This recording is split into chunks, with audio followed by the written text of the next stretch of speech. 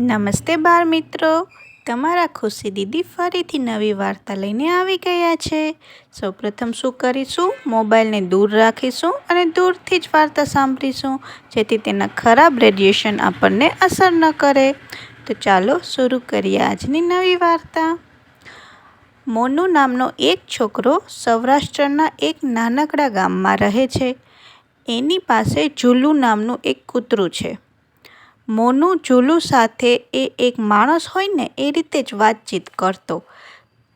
મોનુ દરરોજ અનેક પક્ષીઓને દાણા ખવડાવતો હોય છે. ઘર પાસે આવતા પશુઓને પણ ખાવાનું આપતો હોય છે. પશુ પક્ષીઓને પાણી પીવડાવતો હોય છે. એમને ગરમી, ઠંડી અને વરસાદમાં પણ મદદ કરતો હોય છે.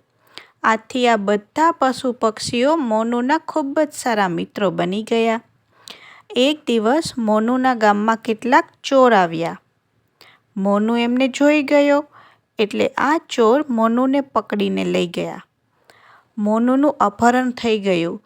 મોનુનો ખાસ મિત્ર જુલ્લુ, જે એક કૂતરો હતો ને, એ તો સાવ સૂન-મૂન થઈ ગયો. જુલ્લુએ મોનુના પશુ પક્ષી મિત્રોની મદદ લઈને મોનુને શોધવા માટે અને છોડાવવા માટે નક્કી કર્યું. કૂતરું ગંધ પારખવાની શક્તિ ધરાવે છે. એ ગંધ પરથી માણસનું પગેરું શોધી શકે છે. આથી જ પોલીસ દળમાં પણ કૂતરાની મદદ લેવાતી હોય છે. જુલ્લુ મોનુનું પગેરું શોધતું શોધતું ફરવા લાગ્યું. પગેરું એટલે કે ત્યાં માણસો હોય ને તેના જે પગલાં પડ્યા હોય ને તેની જે ગંધ હોય ને તે પારખવાની શક્તિ એટલે કે તે ઓળખવાની શક્તિ કૂતરામાં હોય છે. એટલે જુલ્લુ તો મોનુનું પગેરું શોધતું શોધતું ફરવા લાગ્યું. આ બાજુ ચોર લોકોએ મોનુને એક અંધારા અને અલગ જ જ્યાં કોઈ મકાનો ના હોય ને એવી રીતે એક ઘરમાં લઈ જઈને પૂર્યો હતો.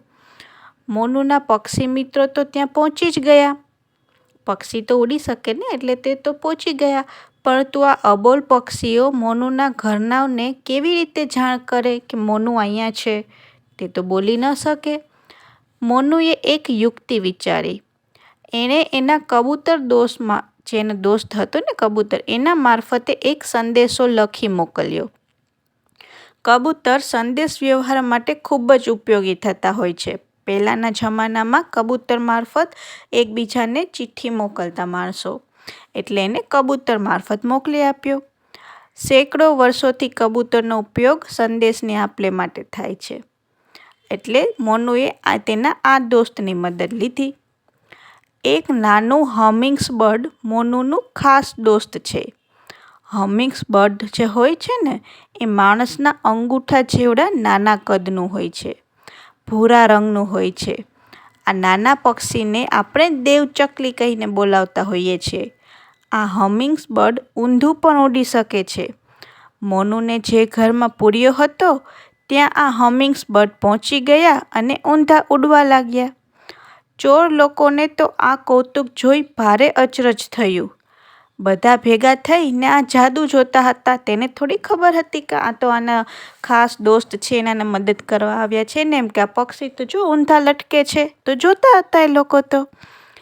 મોનુએ કબૂતર દોસ્ત મારફતે સંદેશો મોકલાવ્યો. મને રાખ્યો છે એ ઘર પાસે દેવચકલીઓ ઊંધી ઉડે છે અને ચોર લોકોએ જાદુ જુએ છે, એવું એની ચિઠ્ઠીમાં લખી નાખ્યું. મોનુના ઘરના જુલ્લુને લઈને સંદેશ લાવનાર કબૂતરની પાછળ પાછળ ગયા. એમણે જોયું કે એક અવાવરું ઘર પાસે દેવચકલી એટલે કે હમિંગ્સબર્ડ ઊંધી ઉડે છે અને ઘરમાંથી થોડા લોકો આ જાદુ જુએ છે. એમણે તરત જ ઘર પર છાપો માર્યો અને ચોર લોકોને પકડી લીધા. મોનુ ઘરનાને હેમખેમ મળી ગયો. તો આમ પશુ પક્ષીઓ સાથેની દોસ્તીએ મોનુને બચાવી લીધી. તો બાળ મિત્રો, આપણે પણ પશુ પક્ષી સાથે દોસ્તી કરવી જોઈએ. એમને ખવડાવીએ, પીવડાવીએ, એમને મદદ કરીએ. તો કરીશું ને?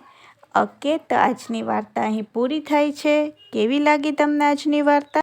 તો ફરી મળીશું નવી વાર્તા સાથે. ત્યાં સુધી મમ્મી પપ્પાની વાત માનતા રહેજો અને થોડું થોડું તોફાન કરતા રહેજો. Bye bye.